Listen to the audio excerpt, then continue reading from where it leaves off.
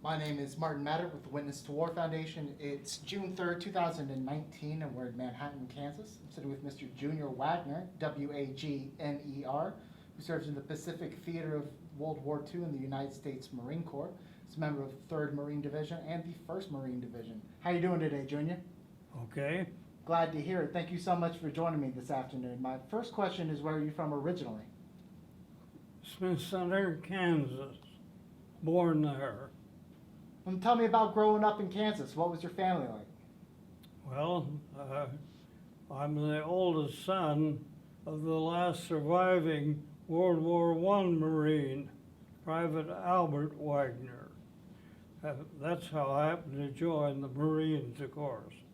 Okay, now as a student, your child, we lived in a town of Smith Center, then on a farm outside there.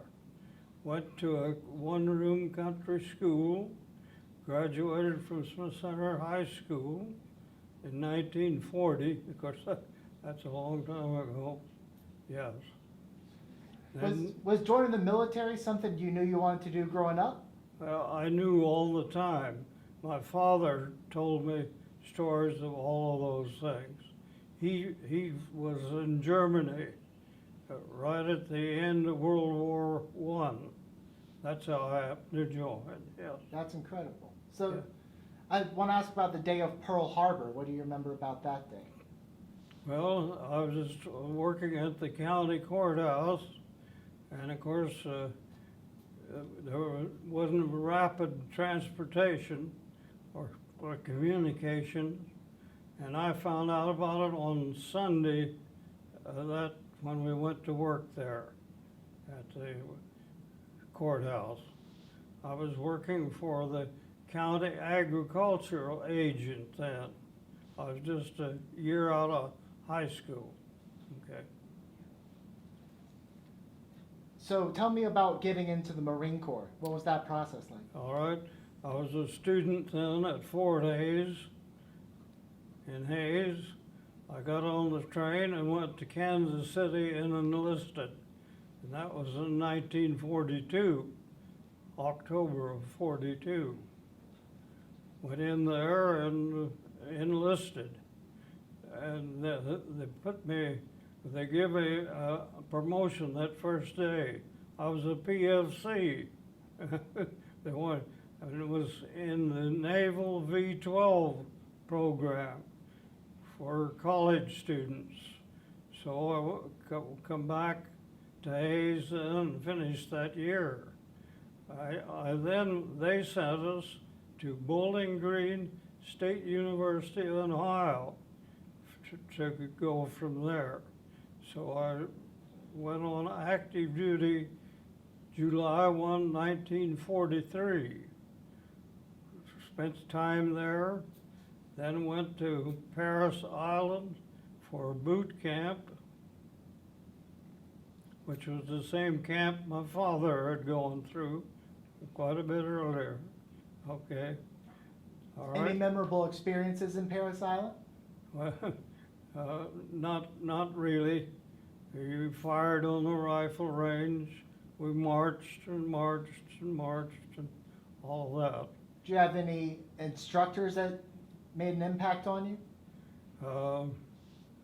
Probably our squad leader or the platoon leader, I should have, yeah. They were very strict. Paris Island was a very strict boot camp, as you've heard about, okay. So from Paris Island, where did you go? Well, then I just kind of went up the coast. Camp Lejeune, we were then officer candidate students, okay, from Camp Lejeune for a while. Then I went into the 61st OCS candidate school in Quantico and finished there in 1945, okay. Commissioned in 45. That must have been an interesting experience training in Quantico. It was very interesting. What sort of training did they give you there? Well, officer training, you know, how to lead, and you had to learn about all of the machines, the guns, so on. It's quite interesting. And And was any memorable experiences there? not really, just getting Just up more and doing training? taking the tests. We had a lot of tests, you know. Where were you a classmate with John Glenn, Dad? Well, I was in the Korean, Okay. yes. You Yes, served he- in Korea as well? Oh, yes. Oh, wow. Yeah. Well, we'll come back to that. So, Yeah. after you got your OC or officer training at Quantico, where did they send you from there? Okay, I went overseas, went through, we left at Norfolk, Virginia, down through the Panama Canal, out one to the Pearl Harbor and west. Now, what I remember there is we were about 4 days west of Pearl Harbor on August the 15th of 1945. That's when they dropped the bombs. And of course then landed on Guam after that.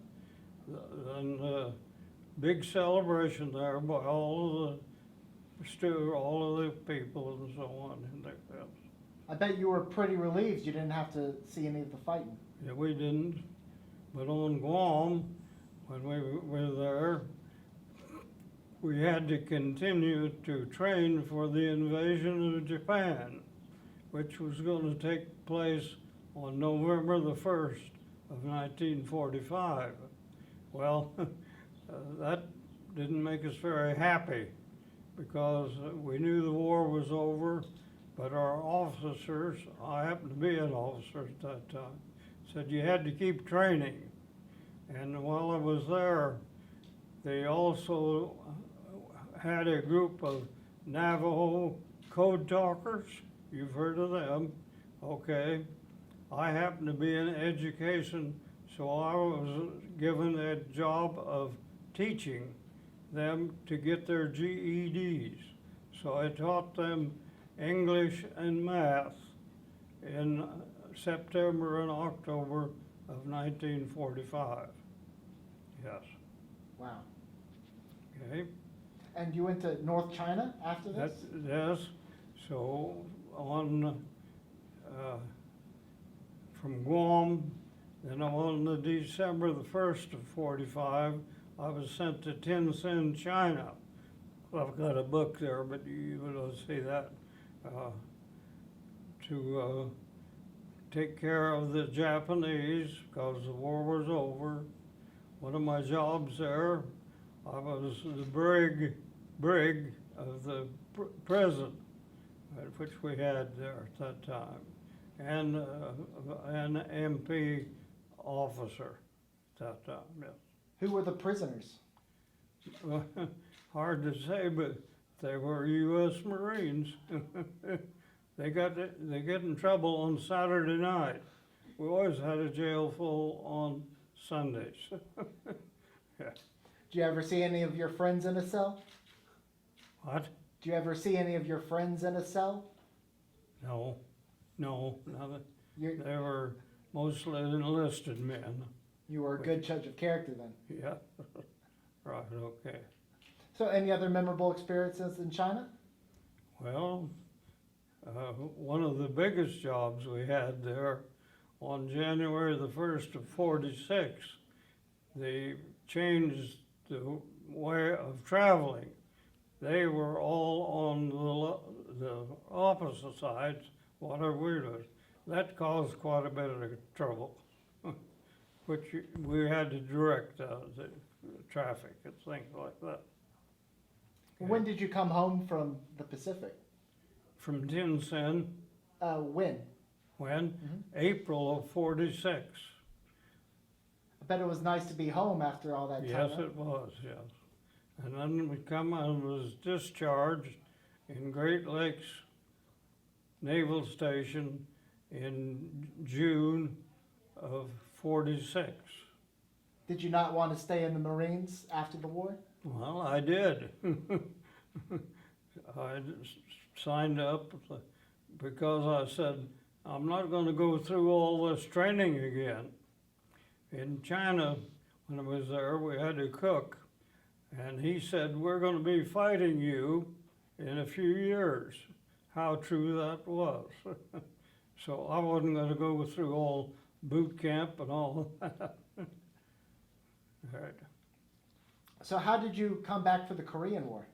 Was called back. I stayed in the reserves from '46 to 50.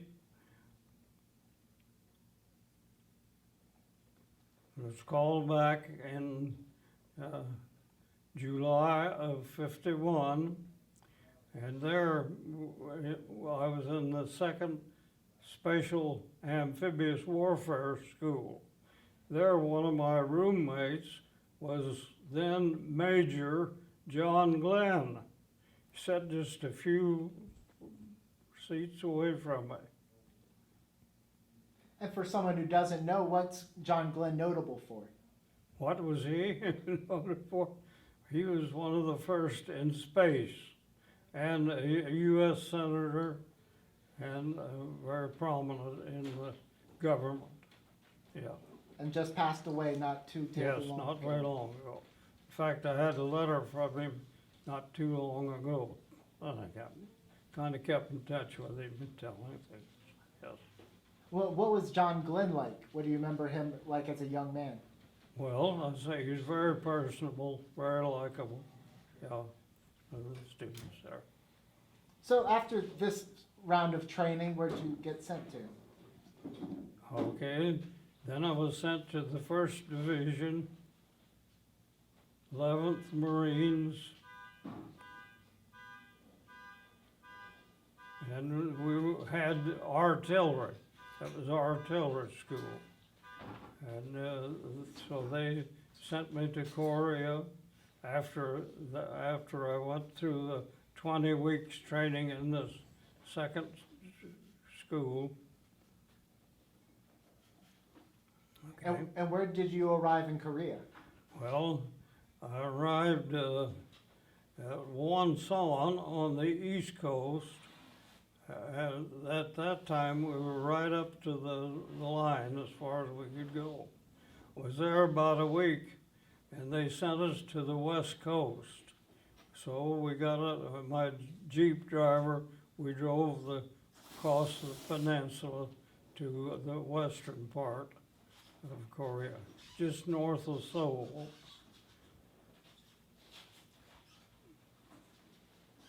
Right. So what were your first impressions of Korea when you got there? Well, very poor. We were out on the farms, very poor. Not much to do. They hung around their camps. They'd eat the garbage that we threw out, things like that, yes.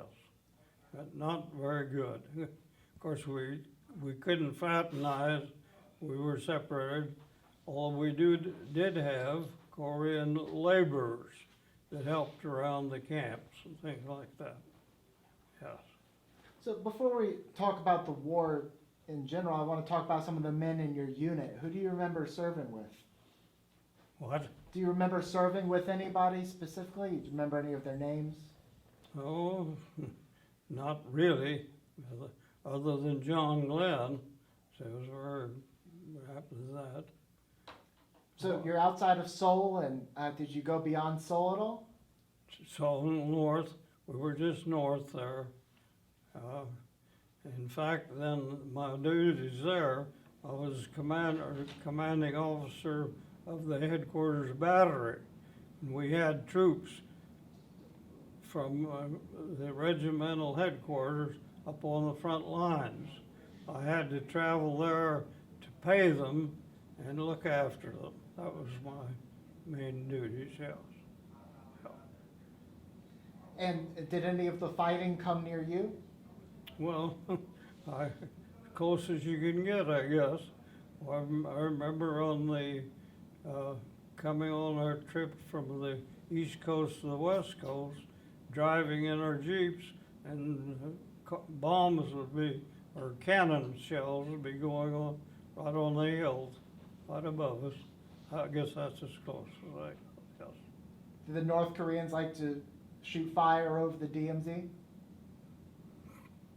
I guess.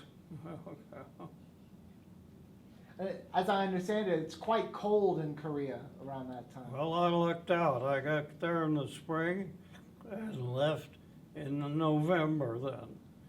The rule then was that they could only keep a reservist 17 months in the Korean. So I'd lucked out. I got there in spring. It was a little cool, but most of it was hot weather. We got out of there in October. You were lucky then. Yeah, and there, of course, while I wasn't on the front lines, October of '52 was really rough. A lot of battles going on, both sides. Yeah. So before we leave Korea, any other memorable stories that are important to you? Well, I don't think so. Yeah, just the regular duties. My main duty was to take care of the regimental commander, colonel, and I had to do things for him, run errands, do this, do that, but kept you busy. Yes. So what was coming home from Korea like? Was it anything like coming home from World War II? Well, very, very much the same. I come back on a boat. I tell people it was cruises, 2 cruises, and some of them laugh at that and some don't, but it was all right. Coming home from Korea, we found that the officers had a very pretty place. We could go in and order our breakfast and piano players and stuff. So it was quite enjoyable. And we came then to San Francisco, where I was discharged again, yes. And what'd you do when you were discharged this time? Well, I come back to what I was doing. I was a teacher in Lebanon, Kansas high school. I got home on the 1st of December. I went back to teaching school on the 29th of December, because there was a rule at that time that if that your employer had to take you back for a while, which has happened. So I went back to teaching. Stayed there for a couple of years. They said, you ought to be a superintendent. So they sent me off to the University of Colorado in Boulder. So I spent summers and 1 full year there doing that. I didn't go back to Lebanon. I kind of knew what was happening there. They were going to close that before long. So I took a job as superintendent across the county in Kensington, Kansas. Stayed there 32 years, which at that time, I'm always told by the State Department, was a record for one person being a superintendent in one district for 32 years. Now you're getting up to my adult age. I mean, yes, sir. So a couple other questions and we'll wrap up for the day. What do you want future generations to remember about World War II or the Korean War? Well, you got to keep your eyes open. I'm not sure just what's happening now. There's a lot of turmoil, especially with the younger kids. But I found if you talk to them, if you learn their names and say, hey Jim or hey Bill, they would listen. I'm not sure there's enough of that going on at the present time, which has to be. I'm going to ask you a question. Did you ever have any experiences with General or President Eisenhower? Not really, no. Other than I knew he was from Abilene, from Kansas, and I was proud of that. Of course, from this World War II experience, our favorite president was Truman. He ordered the bomb, and the war stopped. I'm not sure that he was any better man than Eisenhower, but in our eyes, at that time, he was a hero, yes.